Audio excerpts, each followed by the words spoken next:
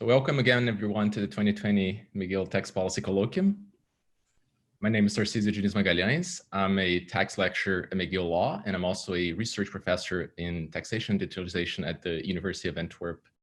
I'm Alison Christians at McGill University. It's great to see many of you coming back for another colloquium, and it's great to have Jalia here. Thanks, Tarcísio.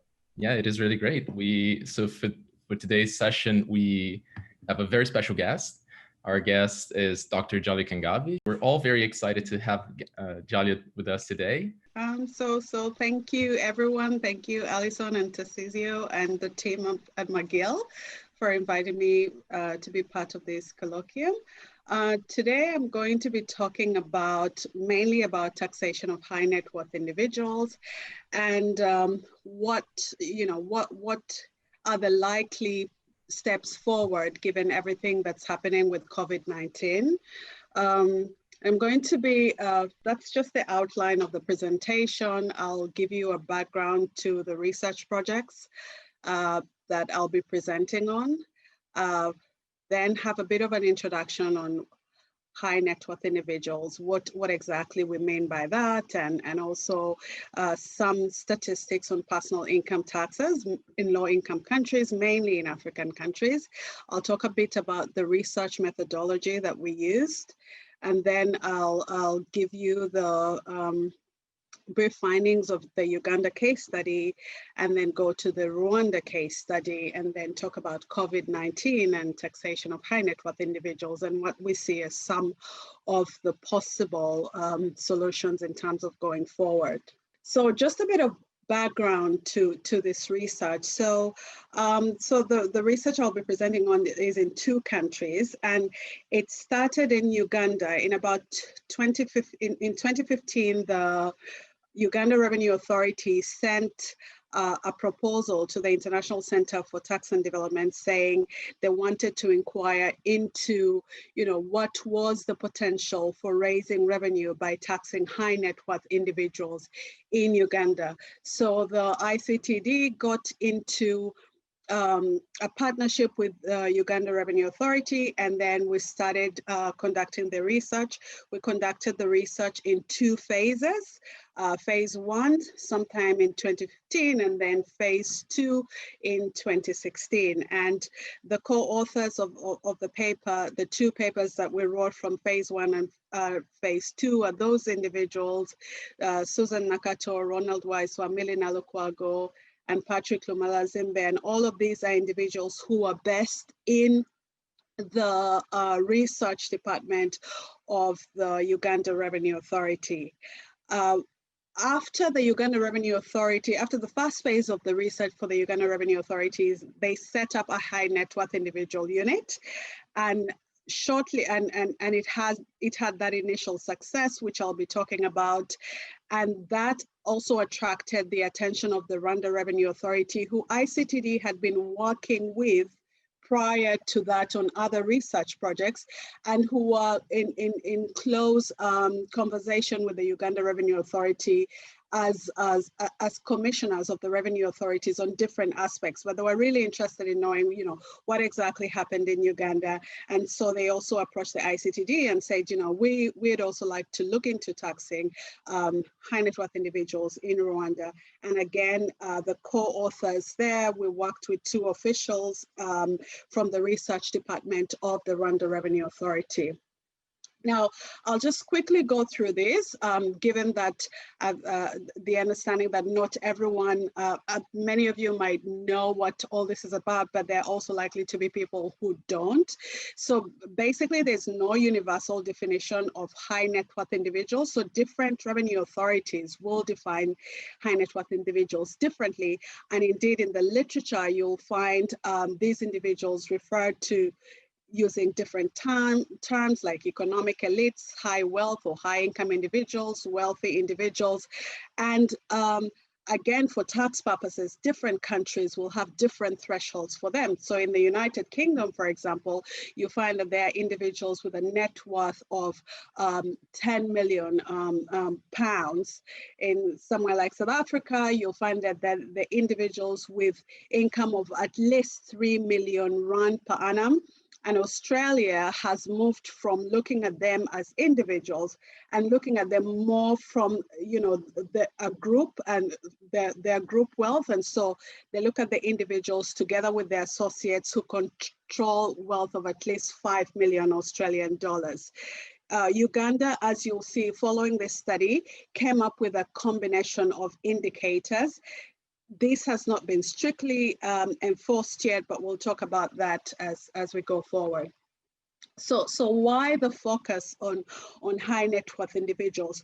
Well, first of all, many low-income countries collect very little from the rich. While we are finding, if you look at the ICTD research and some other tax research, we're finding increasing evidence that poor people are actually burdened by a lot of formal and informal taxes and user fees. So one, it's a question of equity, and then two, high net worth individuals are also more likely to be engaged in aggressive tax planning schemes, or in some instances have significant political influence, which renders them untouchable in some countries. And then generally the compliance behavior of the rich has a bearing on the integrity of the tax system as a whole, and it has a bearing on tax morale in a country. So if rich people are not paying, then poor people are, lower income earners are also likely to default on their tax obligations. So at the end of the day, it's also really ultimately about building equitable tax systems, people paying their fair share in taxes. So just a bit of statistics there to put everything into perspective. If you look at high income countries, personal income taxes account for about 10% of their GDP, while low income countries, you find that it's about 2% of GDP. In high income countries, about 50% of the population pays personal income taxes. While if we look at Africa, for example, less than 5% of the population is paying personal income taxes. In rich countries, in high income countries, the top 10% of taxpayers, they contribute over half of the income tax revenue, while wealthy individuals pay very little in personal income taxes. The bulk, as you'll see, of personal income taxes in low income countries is collected from people in formal employment who earn just modest incomes. So that's just a compilation using the ICTD UN wider government revenue data set, and you'll just see like that distinction between non-OECD countries and OECD countries, where you see that for OECD countries a significant amount is collected from personal income taxes, where comparatively really very little is collected from personal income taxes in non-OECD countries. So this is from revenue statistics in Africa between 1990 and 2017. It's an African Tax Administration Forum and OECD publication. And on the left, it's just showing like what is collected from income taxes in African countries as a percentage of tax revenue collections. And when you look at it on the face of it, it doesn't look bad, right? It looks, 35%, in South Africa, but you even see countries like Kenya and Uganda where you're seeing 24, 25%, which on the face of it is not bad. But if you come to the right, you find that the bulk of those taxes, of personal income taxes, 97%, 96%, Uganda is looking quite good at 69 compared to the others. But when we go down to break the statistics, you find that in that 69%, there are things like withholding taxes on imports, right? So that figure is likely also to be, up in the 90s if we take out, if we put some of that into consideration. So how did we conduct the studies? So basically, first of all, reading literature generally, as you'd start with any study on taxing high net worth individuals, and then reading, government reports, budget speeches, looking at parliamentary Hansards. Then we looked at the laws. We looked at the income tax laws. We looked at laws on sharing of information. We looked at land laws, and we just wanted to try and understand, what does the law say? but also what do we know about the economy in this country. And then once we were done with that, we came up with our interview scripts, and then we went and talked to the experts, you know. So we talked to, we talked actually to both tax experts and people in the commercial sector. So in both countries, we talked to officials in the Revenue Authority at different levels, like from, you know, commissioner to assistant commissioner, but also to revenue officials themselves who are in the day-to-day operations. So we talked to people in the revenue authorities, we talked to people in ministries of finance, we talked to people in government offices such as land offices. We also interviewed commercial banks, interviewed leading law firms in the two countries and the tax experts in those law firms. We interviewed individuals in commercial banks, and we also did some academics. Once we finished that, we then went to the data. So luckily, because we were working with revenue authorities, we were able to access tax administrative data. And luckily for me, being a lawyer, I'm not the one who did that part of the analysis. So we were working with a team of statisticians from the revenue authorities who were able to look at the data. And basically, there were a number of things that kept coming up once you went for interviews. They'd say things like, oh, you know, we know that there's, you know, lawyers, for example, sorry to use that example, but it's one of those, they're not compliant, they don't pay their taxes. We know that politicians don't pay their taxes, and we feel that there are many people who are making sales in land that do not pay their taxes.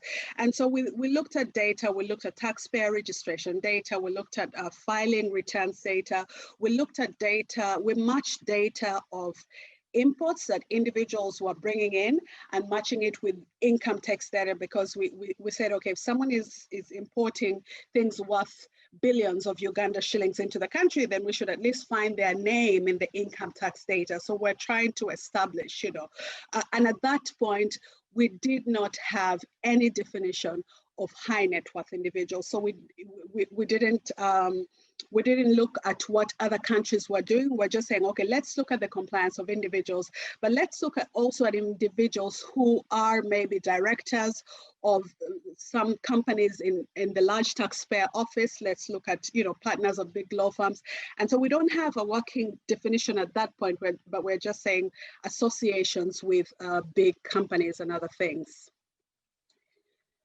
So in terms of Uganda, if you look at the economy, there's a huge agricultural sector which contributes the largest share to its GDP, which is about 27%. However, only about 0.1% of tax revenue. It contributes only about 0.81% of tax revenue. You also see there's a big construction industry, but again, contributes just about 2.7%. Education, you find around the same thing. Real estate is also quite big, growing, because this was undertaken in 2015, but at that time was contributing only about 1.3%. And one of the things that became really clear at the beginning was that Uganda is what we decided to call a real property economy. And by that, we meant that in Uganda, as opposed to what you see in many high income countries where people get money and then put it either on bank accounts or invest in shares or bonds, a lot of the money is invested in land and buildings. Right? So, you know, whoever gets money, it's, you know, let me buy a piece of land, let me, you know, put up a building. So it's a real property economy.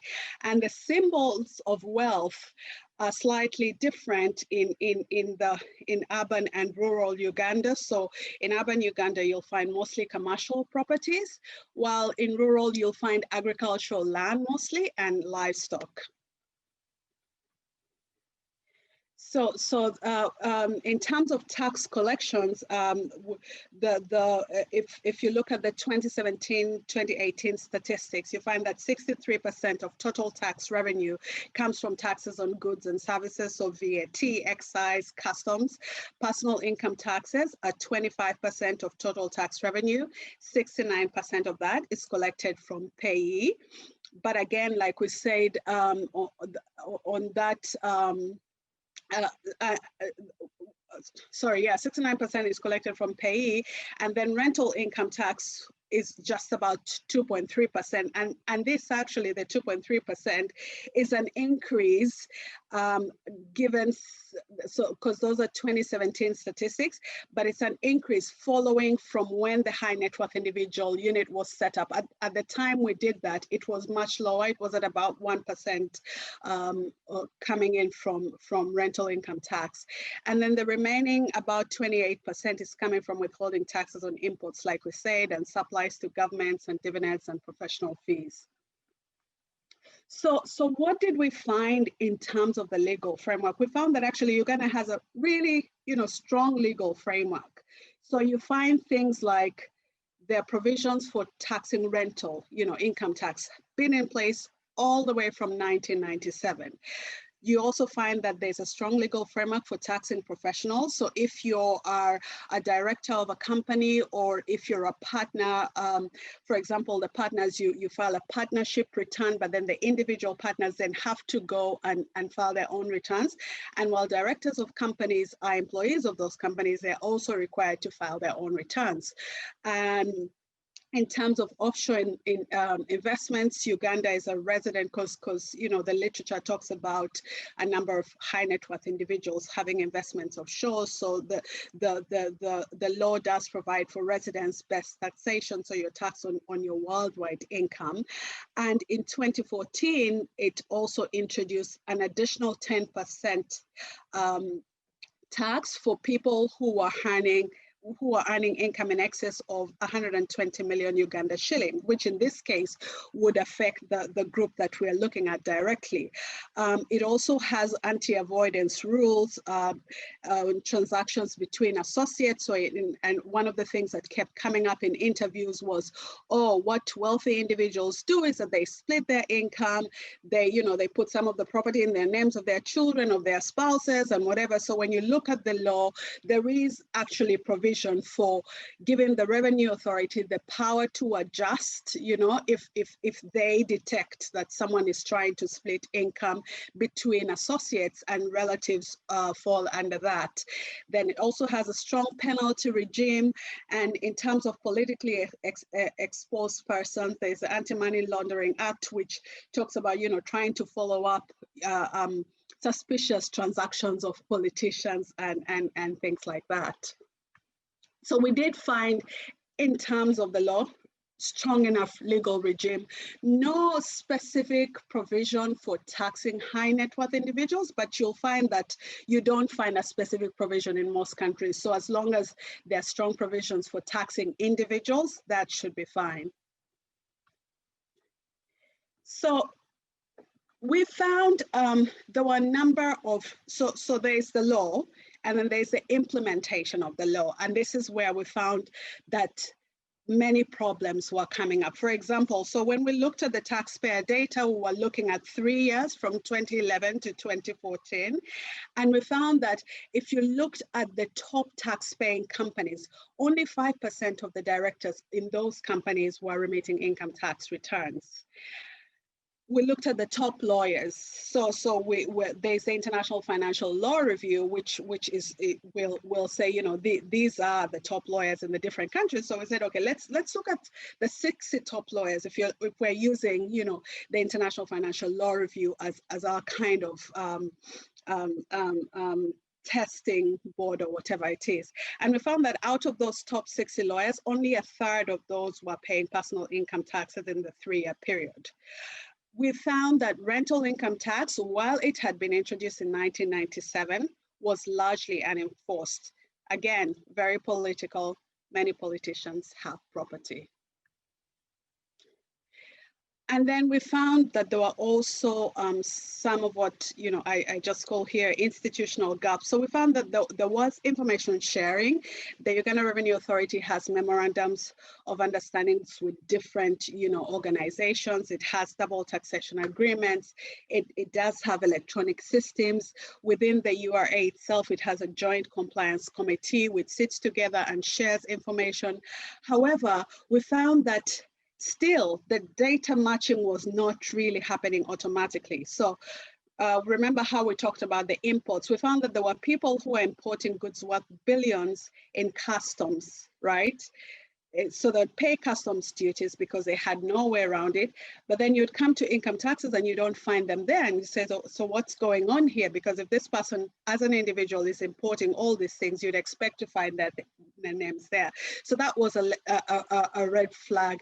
Then we found that the electronic systems of different government organizations were not interfaced, which made it difficult to share information, but also that within government agencies themselves, the level of automation was different. So some were still using manual systems. The land office at that time was still very much not automated, which made it quite difficult to share information. And there were also difficulties in sharing information from banks. Part of this, as the bank said when we interviewed them, was, we can't just give, we also have to protect the confidentiality of our clients. We can't just give the Revenue Authority any data if it's not specific about the kind of data that it wants.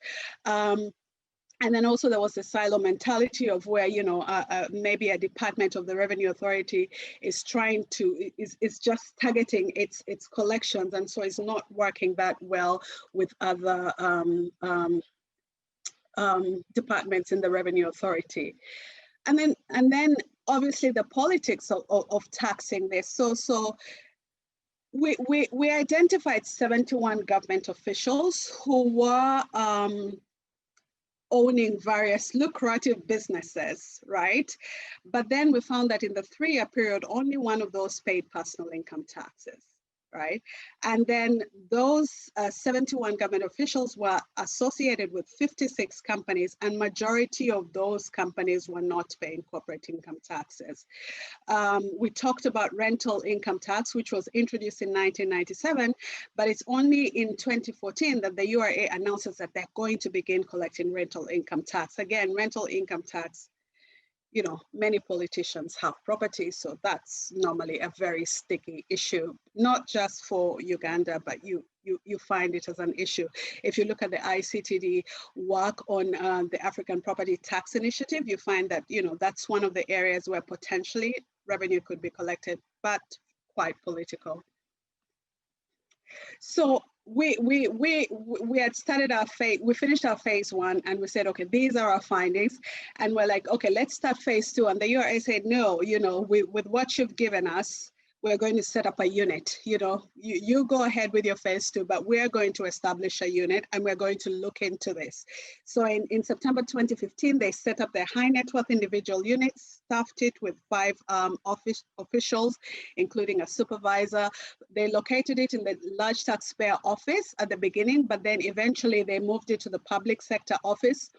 One, because the large taxpayer office had for a long time built, a lot of its work around taxing big companies, and so wasn't really the right place, and for a long time hadn't really focused on individuals. So a lot of its concentration was on corporations. So they also moved it to the public sector office because that office we had already realized that this was, very sticky, quite political.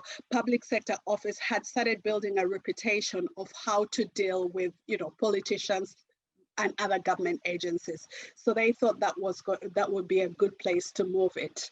And at the beginning, what happened once they set up the unit, they just compiled a list of directors from the large companies that they had in the LTO office.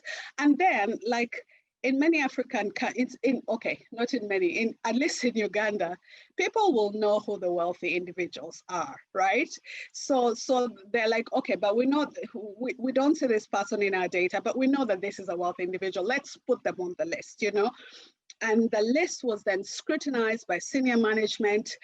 And again, at that point, no criteria for defining high net worth individuals, but saying, okay, this is what we find in the large taxpayer office. This is what we know about who are the wealthy individuals in these countries. And so these are the individuals we identified. So they identified 117 individuals. 21 of those were VIPs and 11 were former VIPs. So the URA had already set up what it called the VIP unit that looks mainly at various categories of influential people. then the other thing, 2016 was around parliamentary election time. So URA approached the Electoral Commission and said, could you please ask candidates, parliamentary candidates, to bring a tax clearance certificate before they contest for seats in Parliament. And the Electoral Commission had no legal mandate to do it. So what the URA did was send out text messages and emails to the public, and basically it said, if you intend to contest for the upcoming national elections, you need to obtain a tax clearance addressed to the Electoral Commission. To obtain the clearance, you need to ensure that you are filed and pay taxes. So sent it out, to the commission then. And what do we see happening? We see that in the first year of operation, that unit collected $5.5 million US. Now, that doesn't look much like in the big scheme of things, or when you're looking at a bigger country, but given that not much had been collected from those individuals, and given that no audit had been undertaken at that point, so no one has been audited, and we're just using the information we've done. We haven't even looked in depth into their details. And then they increased by June 2017, the list had 356 individuals on it. The filing rate had increased from 13% to 78%, and VIP filing rate had also increased. And then the politicians, when they said the parliamentarians should show their tax clearance, within 1 month of that, they collected $110,000 US. Once that stage was over, we then said, okay, how do we go about, if URA is to set up a unit, how do we go about how you define high net worth individuals? Every country we were looking at, whether the countries that had units in those places, you're looking maybe at the UK, you're looking at South Africa, you're looking, so they already have robust systems in place, they have good information sharing. And we said, we conducted interviews with top management in URA, and they said, no, that would not work for Uganda, right? We don't have those systems in place, we don't have that data, we don't have that information. So we have to find a kind of definition that works for us, and that definition, it's not pretty, it's going to be messy, and we're just going to try it. So through those interviews with top management, we came up with a number of criteria. So they said, we're going to have some core parameters, and then we'll have some non-core parameters. So core parameters, as long as you have one of those, we will put you on the high net worth individual list. Non-core parameters, you need at least 2 of them. So core parameters were things like generating, the ones in green. So I'm not going to go into, I'm cautious of time, so I'm not going to go into so much detail in those, but basically core parameters, you need 1, and non-core parameters, you need at least 2. So these have been the revenue collections over the years, and you'll see like it starts at 5, so it increases, but you see also that there's not so much of an increase, right? There's not so much of an increase yet, and you see that for VIPs, actually, it's quite stagnant, and in 2019, 2020, it's actually going down.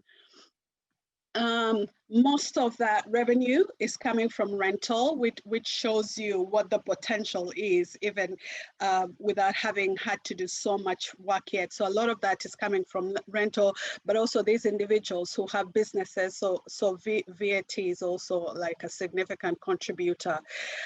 You'll see there that while we have all these individuals on the list, very few of them are actually paying. So again, this money that is being collected is being collected from a small segment. And remember that is even without applying the criteria, because if that criteria had been applied, would have a lot more individuals on the register. So in terms of what we learned from the URA case, it's the importance simply of top management buy-in. So when the unit was set up, the Commissioner General at that time and Commissioner of Domestic Taxes, sometimes they used to go to these meetings with the individuals. You know, they were very much behind the project. They wanted to raise the revenue. They became a face of it, and that really helped. And then the other thing that we learned from Uganda's case is that many of these individuals, they're publicly known. So, you know, you put them on the list and then they shift the burden of proof to them. And then they say, you know what, we're actually not as rich as you think because of X, Y, Z. And also that start with what you have, because URA just said, you know, let's start, you know, let's start, and then we'll figure out things along the way. At least we have some information, let's start with that. And just related to that, you can learn things from other countries, but your own intelligence and goodwill can also be helpful. The other thing, in Uganda's case is that technical expertise is important, but because many of these high net worth individuals were either politicians or politically connected, communication skills are equally important. There's a particular way that you're going to approach them. And as the manager of the unit was telling us, it was like, you know what, ours is sort of like a PR role, you know, education first, enforcement later.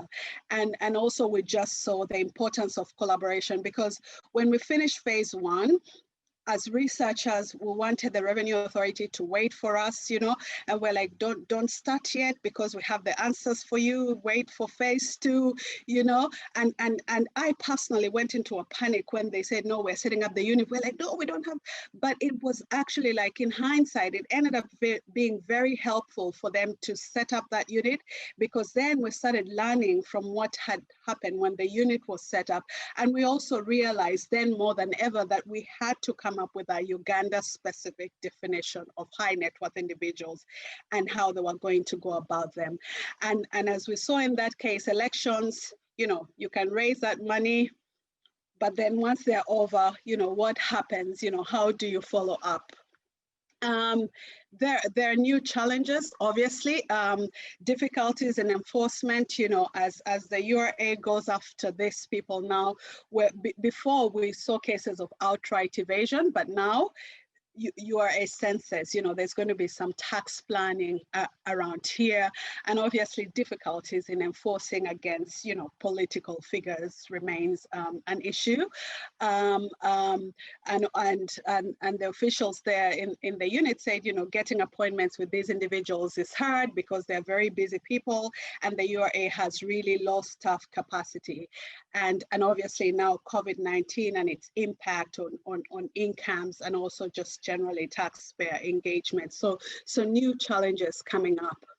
So I'll quickly go through the Rwanda study, just so I leave room for discussion. And so that, as we said, Rwanda, we saw in one of the previous slides, so 24% revenues, PIT is 24% of total tax revenues, 97% of that is personal income taxes, with only 3% coming from personal businesses.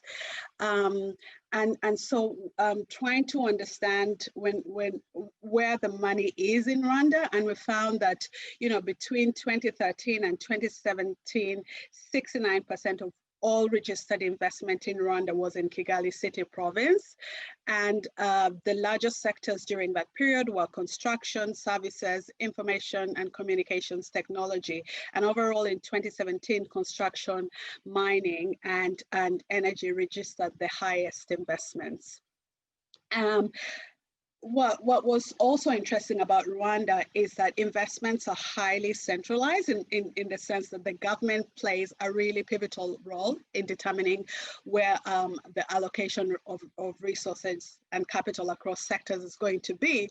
And the government actually owns significant shares in several of the biggest companies in the country. And obviously this has a bearing on, you know, one, you know, how does the Revenue Authority then be able to establish who the high net worth individuals are if these are not publicly listed, but also maybe it means that there are not as many high net worth individuals in Rwanda as it came out from some of the interviews. And the government also plays a pivotal role in the mobilization of private investments, and we saw that with the setting up of the collective investment schemes. I'll just quickly go through the findings in Rwanda, and what came out very clearly in Rwanda was, for political and cultural reasons, using the phrase high net worth individuals is problematic, right? So they say, you know, no, in Rwanda, the whole idea of someone thinking that they're very wealthy, it's wrong. We don't entertain it. We know that in other African countries, people are flashy, but no, that will not work. And so using this expression in Rwanda, it's something that we do not support. We don't want anyone to think that they're too big, you know? We like to think of ourselves collectively. We found, like in Uganda, that property again is you know, an important store of wealth. However, property related taxes remain quite low. So you'll see from that, when we looked at the land registry, you'll see that the lower 50% of residential land owners own just 12.5%, meaning, you know, the top 50% are owning 87% of residential land, while the top 1% of residential land owners own approximately 15% of residential land. And so we found that despite the booming construction and real estate market, collections from property-related taxes remained low, and there's that article from Goodfellow, which is giving the example in 2007, where there are 27,000 rented properties, but only in one of the districts, but only 500 of those are actually paying rental income taxes. And we also looked at the administrative data there, and we see that low collections. But again, like we said, this is not a Rwanda specific problem. We find that property related taxes generally in Africa have been quite low, even if it's an important store of wealth. So in 2018, Rwanda introduced a comprehensive property tax reform, which intends to increase collections. So, you know, time will tell how much is going to be collected from this. The other thing that we found, so we came up with some our own criteria, which I must be clear about the fact that this criteria was for our research purposes. So it's not the Rwanda Revenue Authority criteria, but we said, okay, what if we look at, you know, collectively individuals who have land of this value and shares of this value. And so we came up with individuals who have around USD 4 million in different assets. And we identified from the data that we got from the Rwanda Development Board, the Land Registry, and Rwanda Revenue Authority, we identified about 42 prospective high net worth individuals, or whatever they'll be called. And then we found that in 2018, only 8 of those were filing personal income taxes. So again, not a high number like Uganda, but still an indicator that there's something there that would need to be looked at. The other finding that we saw in Rwanda is the law kind of creates an enabling environment for lower levels of compliance, in the sense that, unlike Uganda, for example, where you'll be required to file individual income tax returns, here, if you are earning investment income that is subject to withholding tax, so things like interest, royalties, dividends, and capital gains, you are not required to file independent. Obviously, that would work well if the system is the withholding agents are doing their job, but if it's not working really well, then you do see how some people can get away with not paying taxes. And wealthy individuals earn income through streams that are taxed at lower effective tax rate, which really is not a Rwanda specific problem. We know that this happens in high income countries as well, where you have things like, you know, investment earnings, capital gains tax, you know, being taxed at 5%, or collective investment scheme 0%. taxpayer paying between 15 and 30%. So that is a worldwide problem, but we do find it in the law as well. And while we were not able to find conclusive evidence of tax evasion, it did come up frequently in interviews, and we're also able to identify in the data some cases of where you found maybe an individual who has two national identification numbers. One number is not on the register, and another one is. So you know, there is a question mark there, or somebody who has a portfolio of companies and all these have been loss making. And again, some of the issues of where, you know, some rich people are not, but then they're not paying taxes. So we've only done 2 studies, and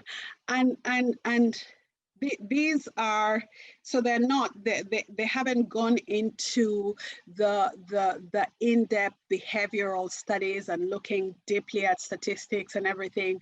But even those studies have shown us that, you know, I must say that while I'm always one of those people saying, yeah, you know, Africa is not a country where, you know, countries are different. You do go in thinking that you're going to find similarities, but it was quite fascinating to see that even between those 2 countries, there were clear distinctions, and which makes the case of having country-specific studies to understand, because situations are going to be different.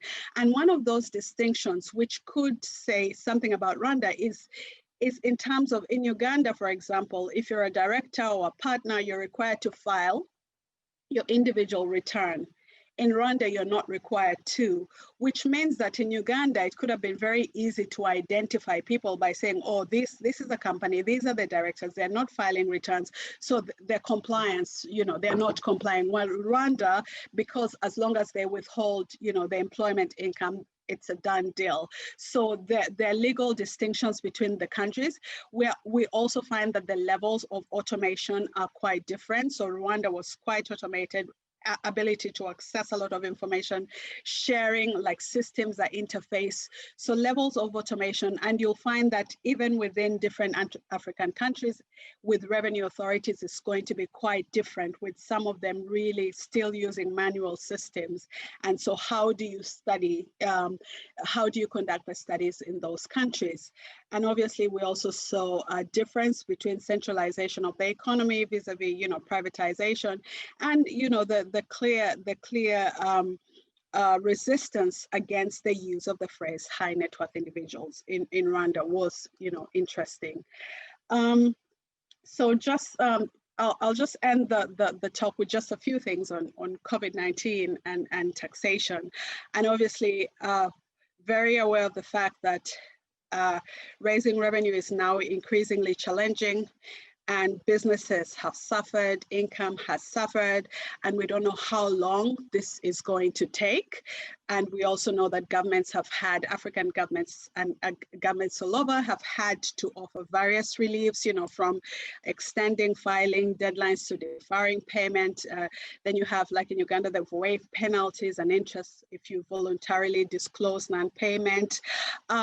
And then obviously in the next few years, we are going to see governments all over the world spending more on funding social protection programs and other public services.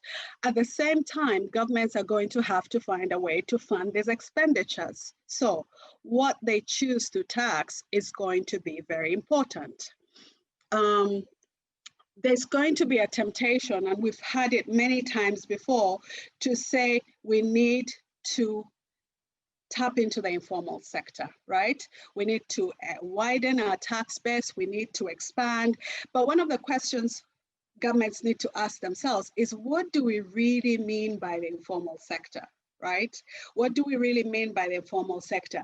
Do we mean small unregistered taxpayers, small businesses that are already struggling and are already paying quite a number of taxes? Or do we mean the informal sector within the formal sector? Right?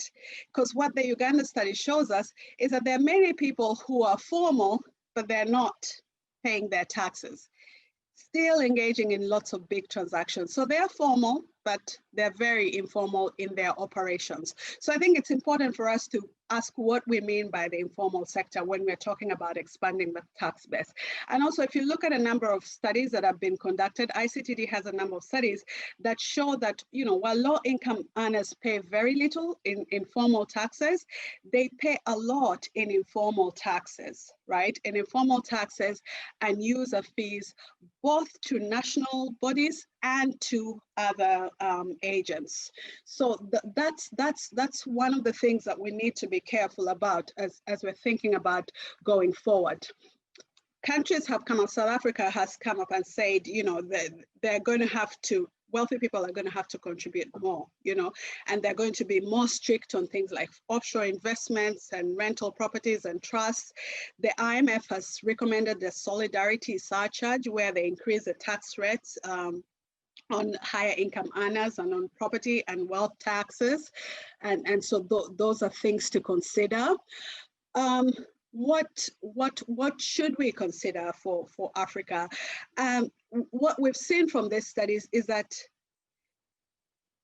there is no need for significant policy changes, at least in the countries that we've studied. What is really needed is implementation of the law, right? Its implementation of the law is keeping it simple for now. There's been a lot of talk about, you know, wealth taxes, inheritance taxes, and at a time like this, I think we want to be careful to avoid major changes in the law, but we know that there's also already some low-hanging fruit. And we also know that while COVID-19 has affected, there's some that have benefited, right? So how are we going to go about that? And where is the low-hanging fruit? And one of those areas, again, like we say, property-related taxes. You see that in OECD countries, they contribute about 2% of GDP, while on average in Africa, it's only 0.4%. Property-related taxes do present, you know, an opportunity. And the last one is really the role of civil society, because it's a very politically sensitive issue. When we've presented this work at conferences, and civil society organizations will say things like, oh, you know, but you're handling these taxpayers with kids' gloves, you know, you're having meetings with them. That's not the way you treat other taxpayers. But it's for the revenue authorities to even be doing what they're doing, you know, it's very politically sensitive. It's very risky for some of the revenue officials. So they're going to need the voice of another external party, and that is the role of civil society. How does civil society run with these kind of debates and kind of arguments? So that's it. There are just some resources there of some of the work and some of the papers and some blogs. So thank you. That's it. Yeah, thank you very, very much, Jalia. We were just talking about the slides, how much information you had in those slides. It's impressive. Reading the study was also very fascinating, how much information and how much room there is there to discuss many different things. And one interesting thing that I thought about all these different studies, you know, besides the fact that they're country specific, which is something very relevant for tax to have these studies that really focus on specific countries. It has a cultural element there, and it has an economic and social. And there's a lot of times we saw things that confirmed stories that we've always heard, but then on the other hand, we saw things that challenge stories that we hear about tax and about the relationship between tax and wealth. So thank you very, very much. This was fascinating. Let me just ask everyone to join me in a virtual round of applause.